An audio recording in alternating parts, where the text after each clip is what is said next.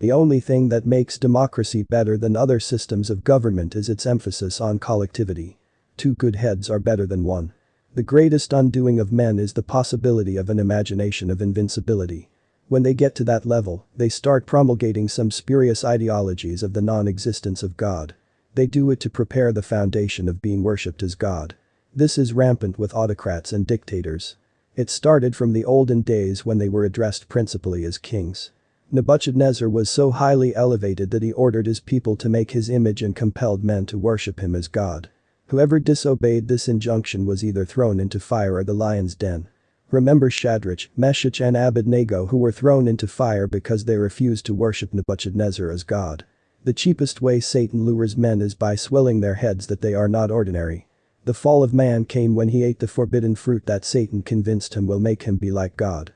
He eventually lost his glory and ended up in dust. Nebuchadnezzar was made a human monkey and wandered in the bush for 7 years, cohabiting with other animals during that period. He came back from that experience with a declaration that there is God that rules in the affairs of men. He was lucky to come out alive.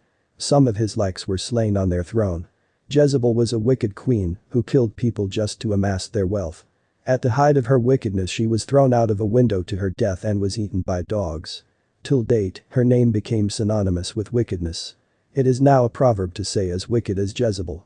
Hitler committed suicide after he lost the war that was meant to make him the ruler of the whole world. Such are the fantasies of dictators, and their generation never learns from history. If they have such disdain for God, their creator, you can imagine how they regard fellow men. Hitler declared that he will use Africa as testing ground for his nuclear arsenals. There was a champion those early days called Goliath. He was a giant who was so powerful in the art of war that he confronts a whole country single-handedly. His strategy was to appear in the war front and demand that the enemy country presents a man to fight with him with a covenant that whoever wins will enslave the people of the enemy country. As he was shouting on the mountain taunting Israel to trump up a man that will challenge him, even the king of Israel was hiding from his presence until one young musician, shepherd boy, called David appeared on the scene. He came to bring food for his elder brothers who were fighting in the battle. Even his brothers were ducking for cover from this evil, bloodthirsty demon called Goliath.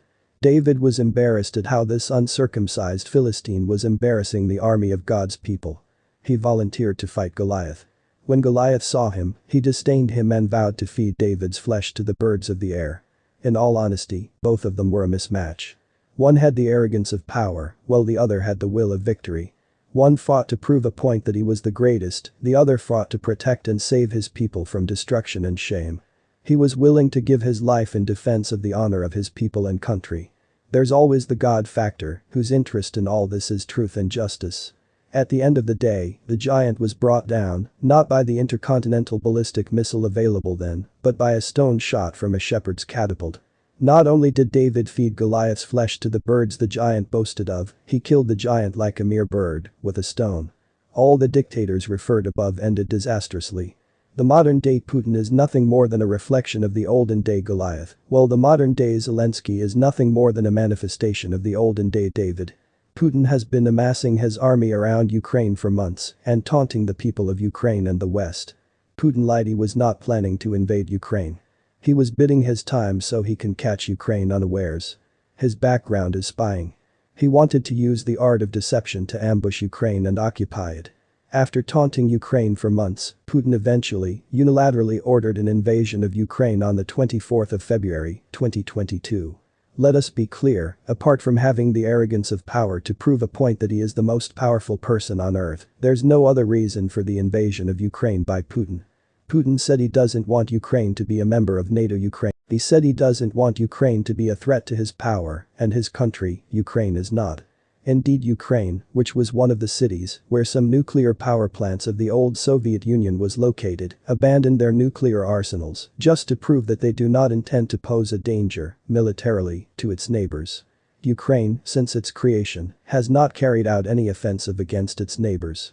On the other hand, Putin had attacked them before through some Russian-speaking citizens of Ukraine and dismembered the country. Before Zelensky came to power, Putin had taken over Crimea, Donetsk and Luhansk from Ukraine and annexed them directly and indirectly. Ukrainians are known as fun-loving, happy people. To buttress the point that they love life and entertainment, they elected a movie comedian their president. So Putin has absolutely no reason to attack Ukraine were it not for self-aggrandizement. Any man who is prepared to shed blood just to acquire wealth, power and influence has no soul. President Joe Biden told Putin frontally, "I look at your eyes and see that you do not have a soul.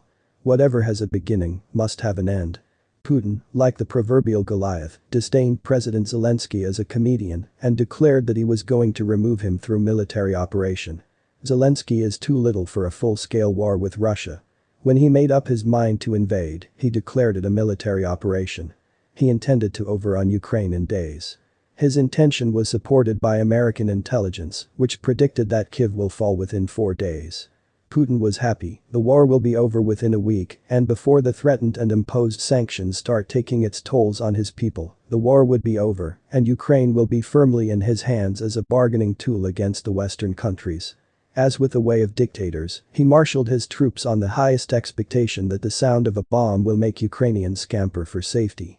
He sounded the bombs, taunted Zelensky, established a government that will take over from Zelensky in Russia. Unfortunately, the God factor came in. Zelensky was not afraid of bombs and missiles. He had his pockets filled with stones and vowed to kill the invaders like birds. The war is 1 month now. Putin has not made any significant progress. Putin is now feeding the flesh of his soldiers to the birds of Ukraine.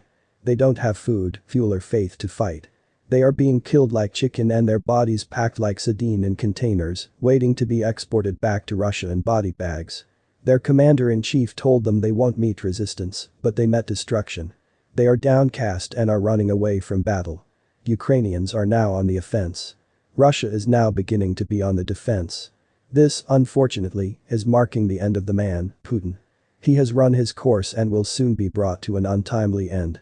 Firstly, Russia's economy will collapse within the next 2 months if nothing urgently happens to end the war. With the fall of Russia's economy, internal unemployment and economic hardship will hit the people like a bomb. Internal disaffection and uprising, such as Putin never imagined, will pervade Russia. He will try to use iron fist, like before, to quell the uprising, but the people will persist, which will bring down his regime. They will persist because the level of economic hardship will be such as to pose existential threat on the citizens of Russia. If they support Putin, they will die of hunger. If they rebel against Putin, they will die by hanging. However, they stand greater chance of surviving if they bring down the regime of Putin, so another leader can emerge and reconcile Russia with the world, which will lead to the lifting of sanctions on the beleaguered Russia. The lifestyle of oligarchs will soon haunt Putin. Oligarchs, by nature, are wealthy, fun-loving individuals who abhor anything that will rudely interfere with their lifestyle. They are prepared to give you free hands to run the government as you wish, but you must deploy the instruments of power to protect their vast economic empires and pleasurable lifestyles. Putin has failed the oligarchs. They are now running helter-skelter today around the world to cushion the effects of sanctions on them from Europe and the America. They will not close their eyes and allow Putin destroy what they have labored to build. The oligarchs will soon have enough of it and turn against Putin. They have enough money and connection to bring him down, and they will soon do that. Putin's military will soon rebel against Putin, which may bring his regime to a bitter violent end. Nobody cherishes seeing his friends, family and business associates die wretchedly and undignifiably in front of them for no just cause. Soldiers in war front soon develop psychological problems when they fail to achieve. Thanks for watching, and please make sure to like and subscribe and do not forget to hit the notification bell so you keep receiving the latest news from United States News Channel. Bye bye.